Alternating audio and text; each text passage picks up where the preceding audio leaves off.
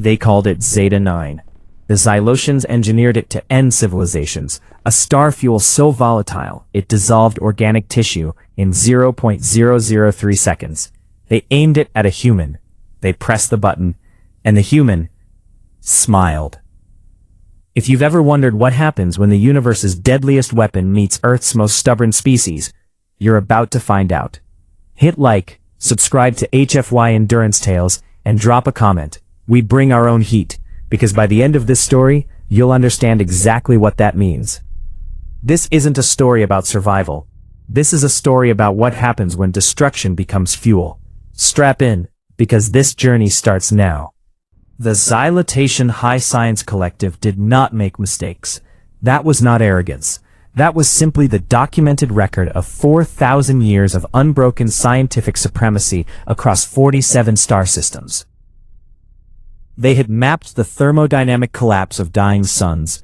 They had engineered biological plagues precise enough to target a single subspecies on a single continent of a single planet. They had won wars without firing a single kinetic round, because their chemistry was their army, and their army had never lost. So when Chief Researcher Vel Soren stood before the collective's Grand Assembly on the orbital station above Xylos Prime and presented the final synthesis report on Compound Zeta-9, the chamber was not filled with excitement. It was filled with quiet, professional satisfaction, the kind that comes not from surprise, but from confirmation. Zeta-9 plasma achieves full membrane dissolution in all cataloged organic substrates in under 4 milliseconds, Vel Soren announced, his secondary vocal cords carrying the formal harmonic that indicated a presentation of highest strategic importance. Carbon-based, silicon hybrid, ammonia-dependent, the compound makes no distinction. Contact equals termination. There are no exceptions in the dataset. No exceptions. The assembly approved the weapon for full-scale production that same cycle. Within 3 standard months, Zeta-9 canisters were loaded into the warships of the Xylotian Enforcement Fleet. Sleek, cold vessels that moved through hyperspace like needles through silk. The compound was stored in magnetic suspension chambers, never touching the walls of its container, never allowed to interact with any surface that contained trace organics. It was the cleanest weapon ever made. It was also, as the Xylotians were about to discover, a weapon that had never been tested on humans. That oversight seemed reasonable at the time. Humanity had only been a registered species in the galactic catalog for 63 standard years. They were a Tier 3 civilization, pre-warp, resource-limited, politically fragmented, and by every measurable metric, unimpressive. The Xylotian Risk Assessment Bureau had flagged them as a negligible threat vector, with a projected natural extinction timeline of 800 years due to environmental mismanagement. There was no reason to test Zeta-9 on them specifically. There was also no reason not to. The test was approved as a standard calibration exercise. A single human subject, acquired through a Xylotian-aligned broker operating in the outer sectors, was transported to Research Station Vale 7, a cold, gray facility built into the dark side of a dead moon. The station had processed hundreds of alien subjects over the decades. It ran with the quiet efficiency of a place where outcomes were always predetermined. Commander Ethan Cole did not look like a weapon. He was 41 years old, 6 feet 2 inches tall, with the kind of broad shoulders that came from years of physical work, rather than aesthetics. His hair was dark brown, with the first threads of gray at the temples. His eyes were a flat, unreadable blue, the kind of eyes that didn't give anything away. He had a scar along his left jawline from a training accident 15 years ago, and 3 healed fractures in his right hand that the Xylotian medical scanner flagged, and then moved past without interest. He had been taken during a solo survey mission near the outer belt of his home system. No witnesses, clean extraction. The broker had delivered him sedated, and he had woken up in a containment cell on Vale 7, with his wrists secured to a reinforced chair and a row of pale-faced alien scientists watching him through a transparent barrier. He had looked at them for a long moment. Then he had said in a voice that carried no panic whatsoever, "You boys better have a good reason for this." Vel Soren, observing through the barrier, had noted the vocal output with mild interest. The translator rendered the words accurately. The tone, steady, almost bored, was flagged as anomalous. Most subjects in restraint demonstrated immediate physiological distress indicators. Elevated pulse, cortisol spike, pupil dilation. Commander Cole's vitals were almost calm. Almost. Velsoran attributed it to neurological dampening from the sedative residue. A chemical artifact. Meaningless. The test was scheduled for the following cycle. The Zeta-9 canister was prepped. The dosage was calibrated to 0.2 milliliters, 1/10 of what would be required for full systemic dissolution in a standard carbon-based subject. More than enough. Even at that fraction, the compound would initiate membrane breakdown within seconds. The subject would experience rapid cellular liquefaction beginning at the point of contact and spreading outward. The process was not designed to be slow. The scientists took their positions. The recording instruments were activated. The containment field around the subject's chair was reinforced to prevent any contamination of the observation area. Everything was prepared. Everything was precise. And when the Zeta-9 made contact with Commander Ethan Cole's skin, the universe quietly rearranged its understanding of the word impossible. Because Cole didn't dissolve. He exhaled, long, sharp, like a man who had just touched a hot stove, and then every muscle in his body locked simultaneously. His jaw clenched so hard, the Xylotian biometric sensors registered a pressure of over 1800 psi at his molars. And then something inside him ignited. The temperature readout on the containment sensors jumped, not outside his body, inside it. The thermal spike originated from Cole's cellular structure and moved outward like a wave, and the number on the display climbed past anything the researchers had seen in a living subject. 500 degrees, 1,000, 2,500. The scientists stood very, very still. And Commander Ethan Cole opened his eyes, and they were lit. The thermal spike peaked at 4,800 degrees Kelvin and held, not for a millisecond, not for the fraction of a second that any known biological system could theoretically tolerate an internal temperature event before structural collapse. It held for 11 full seconds, and during those 11 seconds, every instrument on Research Station Vale 7 that was connected to Cole's biometric feed went into automatic error flagging mode because the numbers being reported were simply not possible for a living organism. Velsoran stood at the data terminal with the rigid stillness of a scientist whose entire professional framework was being quietly dismantled in real time. "Recalibrate the sensors," he said. His junior researcher, a younger Xylotian named Faven, ran the recalibration in 6 seconds. "Sensors are nominal, Chief Researcher. The readings are confirmed. Run the Zeta-9 contact analysis. Compound made full dermal contact at the left forearm. Penetration confirmed to subdermal layer. Membrane dissolution." Faven stopped. Ran the analysis again. Looked at Velsoran. Membrane dissolution, 0%. The room was very quiet. Behind the barrier, Cole was breathing hard, the deep, controlled breathing of a man managing serious pain. Not the ragged gasping of a creature approaching death.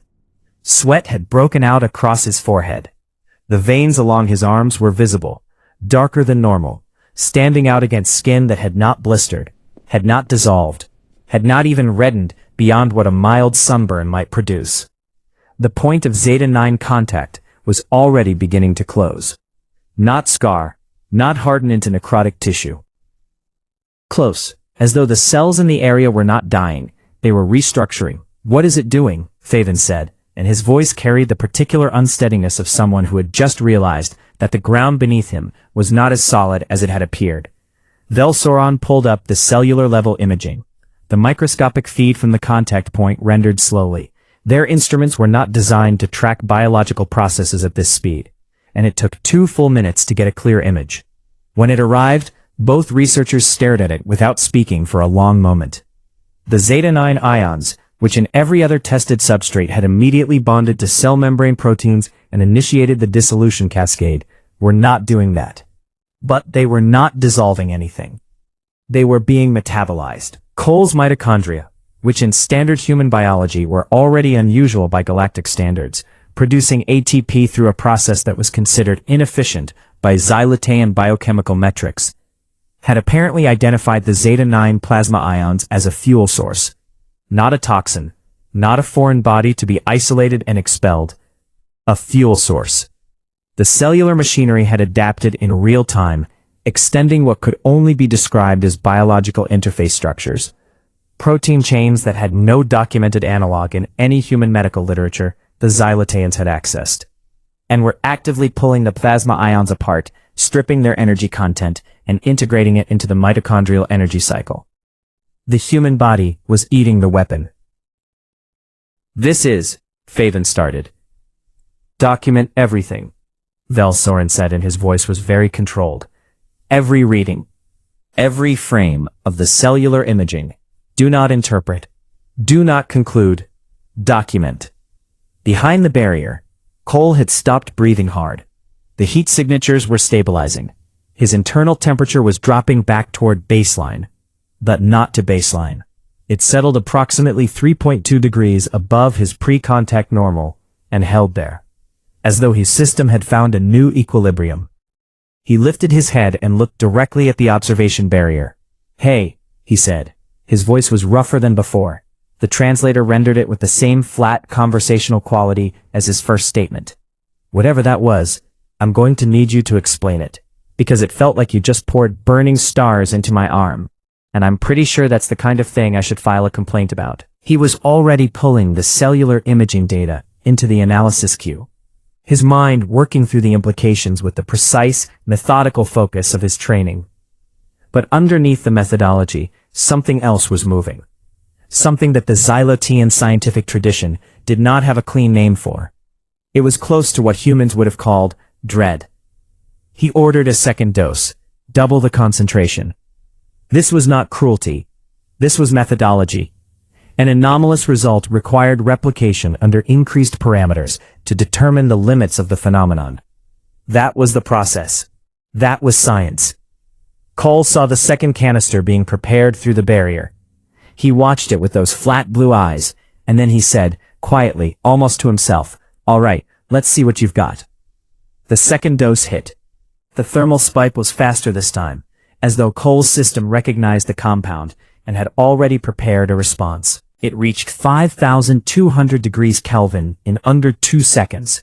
The cellular imaging, which Velsoren had kept running continuously, showed the mitochondrial interface structures deploying with mechanical precision, faster and more organized than the first time.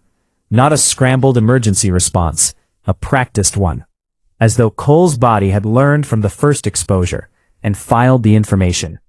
In 12 seconds, the second dose was fully metabolized. Cole exhaled slowly, rolled his shoulders, looked at his left forearm, which showed no damage from either contact point, beyond faint discoloration that was already fading. "Huh," he said. "Just. Huh." And in the observation room, Velsoren looked at his junior researcher, and Faven looked back at him, and neither of them said anything for a long time. Because there was a third thing to consider now, beyond the cellular imaging, beyond the thermal readings, beyond the metabolic analysis. Commander Ethan Cole had received 2 doses of Zeta-9 in under 20 minutes, and he looked more awake than when they had started. His baseline metabolic output, the raw energy production being measured through the biometric sensors, had increased, not recovered to pre-contact levels. Increased. His cellular energy production was running higher than it had been before the first dose, as though the metabolized plasma had added to his system's total energy reserve rather than simply being neutralized. The weapon had not just failed to kill him, it had fed him. Velsoren closed the imaging display and stood very still for a moment. Then he pulled up the communication terminal and opened a direct channel to the Xylotian High Science Collective's emergency review board. "This is Chief Researcher Velsoren at Vale 7, he said. "I need to report an anomalous test result. Classification, unprecedented. I am requesting an immediate review panel convening." A pause from the other end of the line. "Define unprecedented, Chief Researcher." Velsoren looked through the barrier at Cole, who was sitting in his restraint chair with the quiet patience of a man who had decided to wait and see what happened next, and who somehow did not look worried at all. Our test subject, Velsaran said carefully, consumed the compound. The silence on the other end of the channel was very long. And somewhere in the back of Velsaran's methodical, brilliant, 4,000-year tradition scientific mind, a thought formed that he did not say aloud. A thought that the Xylosian language did not have a precise word for, but that translated roughly as, "We have made a terrible mistake." The emergency review panel convened within 6 hours. 17 of the collective's most senior researchers materialized via quantum projection into the conference module of Veil 7, their holographic forms arranged in a semicircle around the central data display. Velsoran presented the findings without editorializing. He showed the cellular imaging. He showed the thermal data. He showed the biometric readouts from both exposures. He showed the metabolic increase. The panel was silent throughout. When he finished, the panel chair, an ancient researcher named Orval Thet, whose career spanned more scientific breakthroughs than most civilizations achieved in a millennium, asked a single question. Has the subject displayed any behavioral changes since the exposures? Velsoran hesitated. Yes. Describe them. He is... Velsoran paused, selecting words with unusual care. His response time to external stimuli has increased by approximately 14%, as measured by our reflex monitoring systems. His grip strength measured through the restraint sensor pressure readings has increased by an estimated 9% above his pre-contact baseline. And he has been, another pause, he has been asking questions. Orval Thet's secondary eyes, the analytical pair, set deeper in his skull, focused more sharply. What kind of questions? About us, about this station, about the compound, about... Velsoran set down his data tablet, which was unusual for him mid-presentation. He asked what the compound was made of. He asked whether it was star-derived.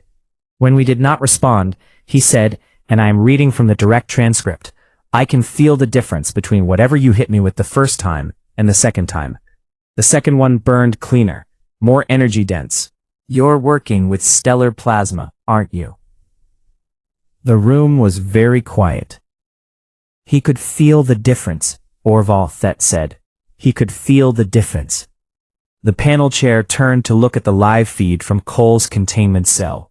The holographic display projected Cole sitting calmly in the center of the cell, no longer in the restraint chair. He had been moved to standard containment after it became clear the restraints were, in a pragmatic sense, more symbolic than functional, given his current physiological state. He was sitting cross-legged on the floor, and he appeared to be doing mathematical calculations with his finger on the smooth surface of the floor, tracing patterns that the cell's optical system captured and that Velsaran's team had been analyzing. The patterns were not random. Cole was working out, from first principles and sensory data alone, the approximate thermodynamic properties of the compound that had been used on him.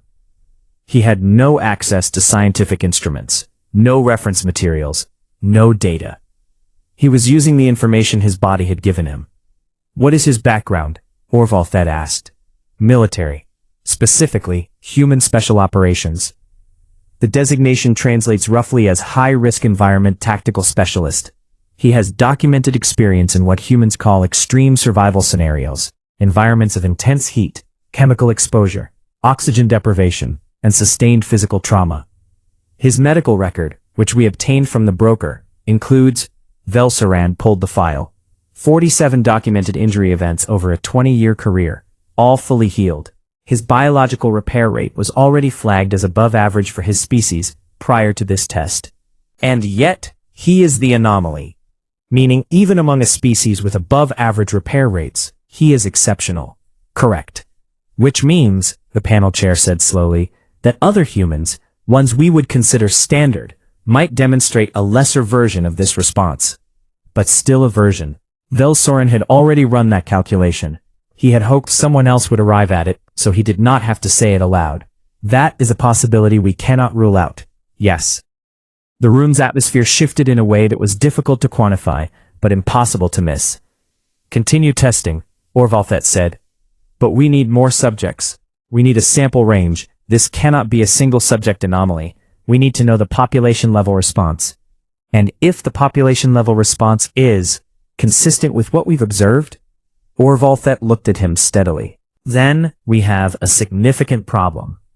Back in the containment cell, Cole had stopped drawing on the floor. He was looking up at the cell's optical node, the point he had correctly identified on his first day as the observation point.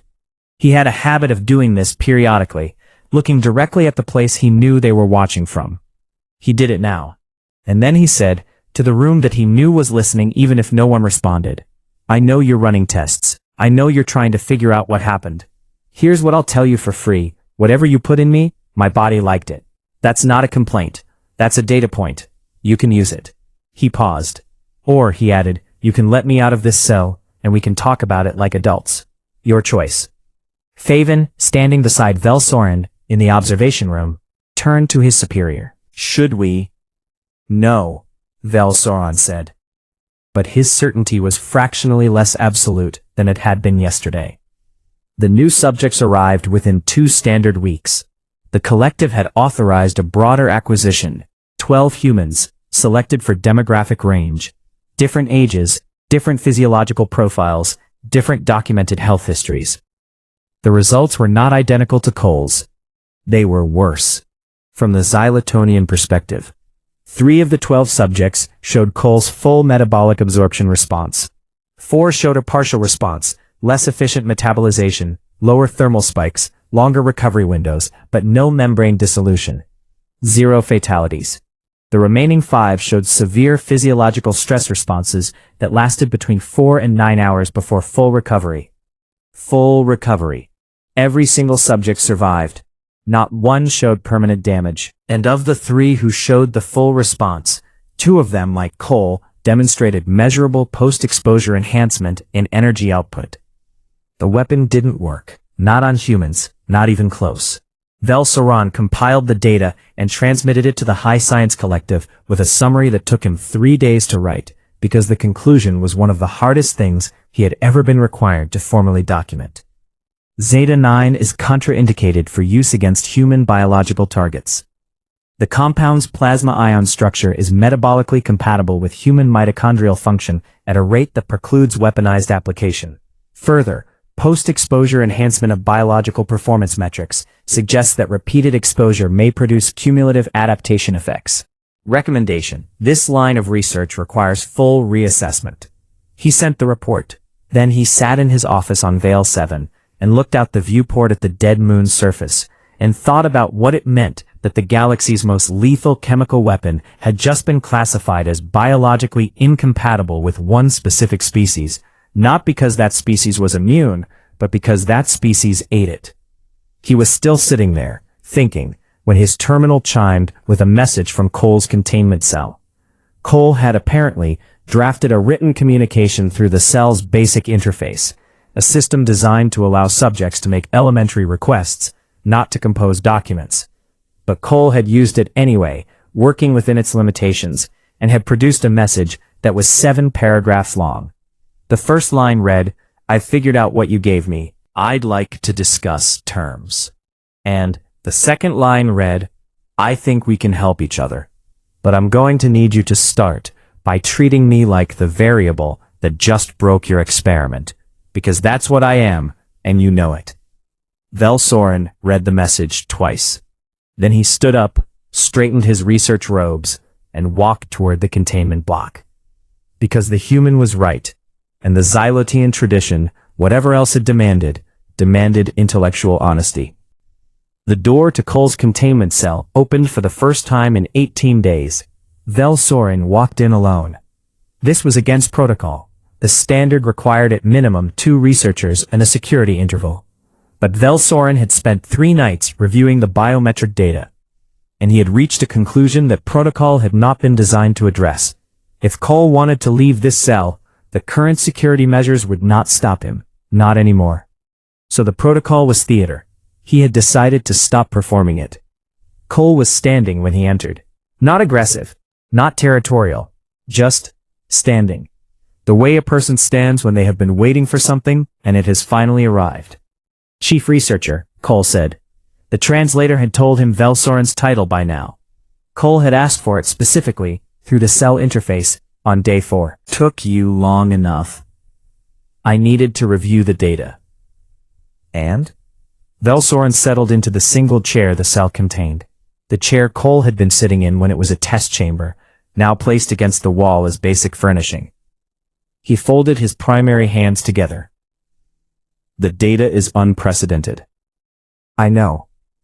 Cole sat on the floor across from him, the easy cross-legged posture he defaulted to throughout his captivity. What I want to know is what you're going to do with it. That depends, Velsorin said, on what you know about what happened to you. Cole studied him for a moment. You want a trade. I want accurate information. What you experienced from the inside is data we cannot collect from the outside. Cole was quiet for a few seconds. Then, the first hit felt like someone poured liquid fire directly into my bloodstream, not hot like a burn, hot like energy. Like my whole circulatory system was suddenly running on something bigger than it was built for. He paused. You know what it actually reminded me of? The feeling right before your body goes into an adrenaline response, that half second where everything gets very clear and very sharp, and you feel like you could move through walls, except it lasted 11 seconds, and it came from the outside. Velsorin was recording everything. Cole knew it and didn't seem to mind. The second dose, I knew it was coming, and I don't know how to explain this, but something in me prepared for it. Not consciously, I didn't decide to do anything. My body just shifted gears, like it recognized the compound and already knew what to do with it.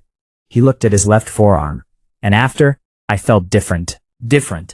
Like I was running on a better fuel than I'd had access to before. Your metabolic output increased by 11% post-second exposure, Velsorin said. Cole nodded slowly, as though this confirmed something he had suspected. How many other humans did you test? Velsorin considered not answering, then answered, 12. How'd they do? None died. Cole's jaw shifted slightly. You tested 12 of my people without their consent, using a compound you designed to kill, and the best you can say is none of them died. Yes, the silence was not comfortable. I'm going to need those 12 people released, Cole said. His voice had not changed in tone or volume. That was somehow more serious than if it had. That is not within my authority. Then you need to talk to whoever it is within their authority. Because that's non-negotiable. Cole met Velsorin's eyes, a direct, level stare that the Xylotean translator's social context module flagged as dominant signaling, but which felt more precise than that. I'll talk to you. I'll answer your questions. I'll give you every piece of inside experience data you want. But those people go home. That's the condition. Velsorin had not expected this. He had expected requests for his own release. Resources, information. He had prepared responses to those. He had not prepared for the first demand to be entirely about others. He filed that away carefully. I will transmit the request, he said finally. I cannot guarantee the outcome. I know you can't. Transmit it anyway. Velsorin transmitted it that night. The collective's response took 4 days and went through 7 administrative levels before it came back. Cole's 12 fellow subjects were released with memory suppression treatment and returned to the outer sectors. Cole, whose neural architecture the Xylotian medical team had determined was resistant to their standard memory suppression protocol, another unprecedented finding, remained. He took the news of the others' release with a single nod. Then he looked at Velsorin and said, Now, let's talk about what you're going to do with Zeta 9. The weapon program is under internal review. That's not what I'm asking about. Cole leaned forward slightly. I'm asking about the energy applications, because what you built as a weapon, and what my body demonstrated it actually is, those are two very different things. You built a molecular dissolution agent. What you actually synthesized is one of the most energy-dense fuel compounds I've ever encountered. And your civilization is burning it as a weapon. Velsorin stared at him. I spent 18 days in this cell doing nothing but thinking, Cole said. I worked out the thermodynamic conversion rates from what my body told me, Your Zeta-9 plasma, properly metabolized, properly converted, produces more usable energy per milligram than any propulsion fuel in your fleet's current inventory. I'd bet my life on it. I kind of already did. He wasn't wrong. Velsoren's own secondary analysis had been moving in this direction, though he hadn't completed it. The human had arrived at the same conclusion with no instruments, no data access, and 18 days of sensory memory. You're proposing, Velsoren said carefully, that we repurpose a weapon of mass destruction as a fuel source. I'm proposing, Cole said, that you built the wrong thing by accident. Happens to the best scientists. And I'm proposing that I might be the only living being in this galaxy who can tell you what it actually feels like to run on it. The weight of that settled in the room. Outside the viewport of Vale 7, the dead moon's surface was still and gray and silent. The Xylosian fleet drifted in perfect orbital formation. Every ship in that fleet carried Zeta-9 canisters in its weapons bays.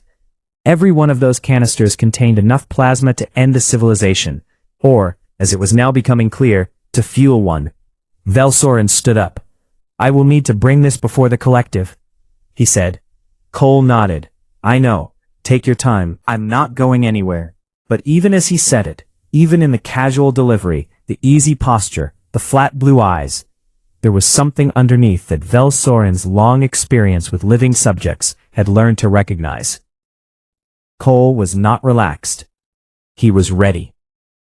And in the collective's secure communication channels, 3 days later, the first intercepted transmission arrived, a human military signal, encrypted in a format the Xylosians had never encountered before, broadcasting from somewhere in the outer sectors.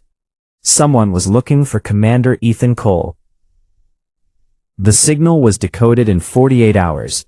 The Xylosian Cryptography Division, some of the finest analytical minds in the known galaxy, worked through it methodically, peeling back encryption layer after layer, and what they found at the core was not a distress beacon or a search and rescue broadcast.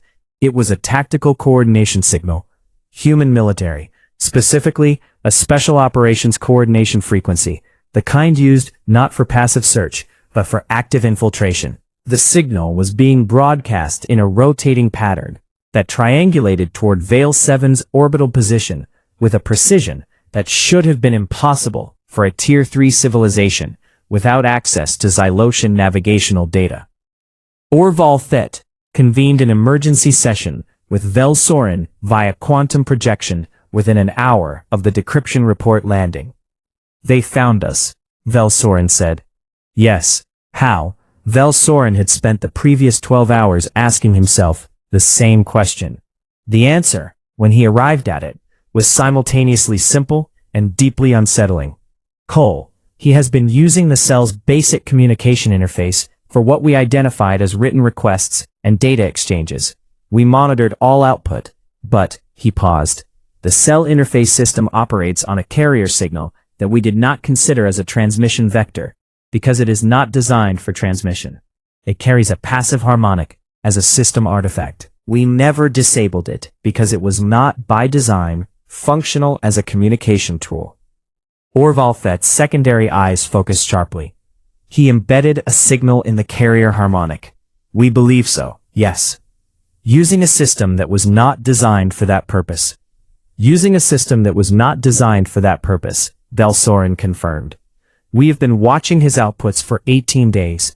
He was not communicating through his outputs. He was communicating through the underlying frequency of the system generating those outputs. The silence that followed had a specific texture. The silence of very intelligent beings coming to terms with the possibility that they had been outmaneuvered in an entirely unexpected direction. Increase station security posture, Orval Thet said. All personnel to alert status. Arm the perimeter drones. Acknowledged. And go speak to Cole.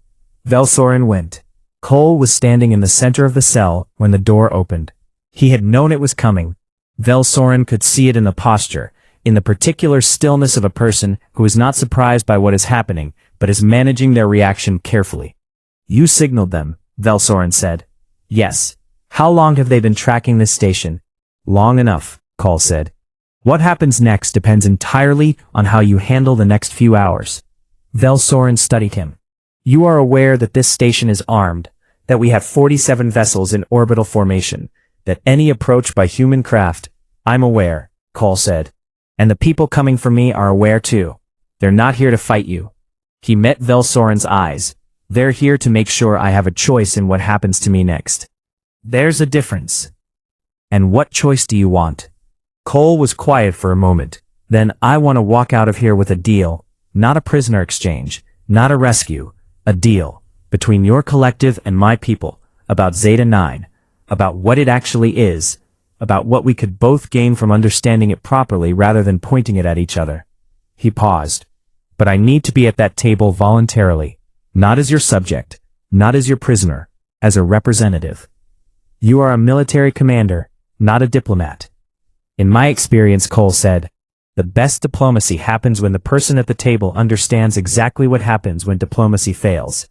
Outside the station, the human vessels had dropped out of stealth at a distance that was tactically precise, close enough to demonstrate capability, far enough to demonstrate restraint, smaller than Xylotian warships, but built with a density that the collective's hull analysis sensors found difficult to fully penetrate.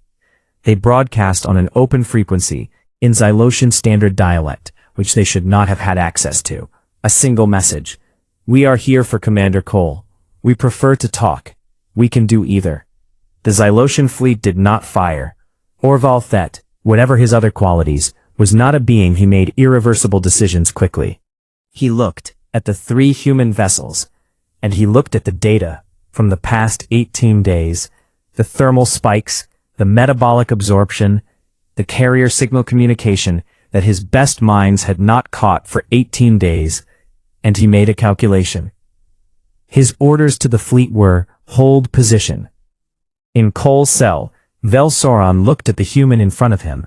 This one man, who had survived the galaxy's most lethal weapon, used an ornamental communication system to call for help from across the sector, and was now standing in a containment cell, proposing to rewrite the geopolitical relationship between 2 civilizations. I will transmit your proposal to Orval Thet, Velsoran said. Do that. Cole was already moving toward the cell door, not rushing, not aggressive, just moving with the decisive calmness of a man who had decided the next step and was taking it. And tell him I'll need a room with a decent table. I haven't had a proper chair in 3 weeks. The meeting was convened 4 hours later in Vale 7's primary conference module. Cole walked in with 2 members of his extraction team, both recovered through the docking negotiation that Velsoran had facilitated with the human vessels, and sat across from Orval Thet's holographic projection and 6 members of the emergency review panel. He was still wearing the gray facility clothing of a research subject. He had declined the offer of replacement garments. He sat at the table in his gray clothes, with his scarred jaw and his quiet hands, and he looked at the most powerful scientific minds of a 4,000-year civilization. And he began to talk. The conversation lasted 9 hours. Velsoran observed from the side of the room, recording everything, watching the give and take of 2 entirely different civilizations, trying to find the common language of mutual interest. Cole was precise, clear, and occasionally funny in a dry way that confused the Xylotian translators, but seemed to diffuse tension effectively. He did not oversell, he did not threaten, he laid out what his body had demonstrated, what the data confirmed, and what a cooperative research program might produce. By hour 7, Orval Thet had stopped projecting the formal posture of a senior collective member, and was leaning forward with the body language of a scientist genuinely engaged with a problem. By hour 9, the framework of an agreement existed. Not a treaty, not yet. A framework, a starting point, a line drawn in the empty space between 2 civilizations that said, here is where we stop pointing weapons at each other, and start asking questions together. Cole signed it with the same pen, adapted for his biology, that he had been handed by a being who 3 weeks ago had considered him a test subject. He signed it without ceremony, without drama, with the same flat practicality that had characterized every interaction since he had woken up in this facility. Then he put the pen down and looked at Velsoran. Was it worth the 18 days? Velsoran asked. Cole considered the question seriously. Ask me again in 10 years, he said, when we know what we built. He stood, His extraction team stood with him. And as they walked out of the conference module toward the docking corridor, Velsoren watched him go and thought about the trajectory of the past 3 weeks, from the clinical certainty of a calibrated weapon test to this moment, and realized that the most significant thing was not what Cole's biology had done to Zeta-9. It was what Cole had done to everything. Because the agreement signed in that room had implications that neither civilization fully understood yet. And somewhere in those implications, in the molecular structure of a stellar plasma compound that a human body had decided was food, the shape of the next 100 years was beginning to form. 6 months after the signing at Vale 7, the first joint research installation came online. It was built on a neutral planetoid in the transitional zone between Xylodian-controlled space and the outer sectors where human survey teams operated. A facility that was, by deliberate design, neither purely Xylodian nor purely human in its architecture. The research wing on the left side of the central corridor had the clean geometric lines of Xylodian scientific tradition. The wing on the right had the functional, slightly improvised practicality of human engineering built for conditions that were never quite what the original plan anticipated. The corridor between them was deliberately wide enough for beings of different sizes, different physiologies, different ways of moving through space to pass each other without the friction of proximity. They called it Station Vale Common. Velsoren had found it characteristically understated. Commander Ethan Cole walked the central corridor on opening day with the slightly stiff gait of a man whose body was still, 6 months later, in a state of slow, ongoing recalibration. The post-Zeta-9 adaptation had not stopped at the station. His system was still integrating with the plasma ions had introduced, and the Xylosian medical team that monitored him remotely, per the agreement, sent weekly reports noting incremental changes that were by now too gradual to feel dramatic, but too consistent to ignore. His baseline energy output was running 18% above his pre-exposure levels and climbing, fraction by fraction, as though his biology had found a direction and was following it patiently. It wasn't the kind of thing that fit neatly into conversation. Velsoren met him at the midpoint of the corridor, the exact middle, where the two architectural styles met in a seam that was visible if you looked for it. They stood there for a moment, looking at each other, as they had in Cole's cell at Vale 7. Two beings from entirely different branches of the galactic tree, trying to find the shared language of practical purpose. The plasma conversion team reports first results next week, Velsoren said. I heard. Cole looked down the research corridor. They're ahead of schedule. Your engineers work quickly. Your researchers work thoroughly. Between the two, things get done. A pause. How is the collective responding to the fuel conversion data? Velsoren considered the question. The collective's response had been complex. There were factions within the high science wing that had embraced the research direction with genuine enthusiasm. There were others who found the entire situation philosophically destabilizing in ways they struggled to articulate. Because the premise that humanity's biology was not a deficit to be studied, but a capability to be understood, required a fundamental rethinking of how the Xylotians classified other species. And fundamental rethinkings were uncomfortable regardless of how logically necessary they were. There is debate, Velsoren said. There usually is, Cole said. What's the debate about?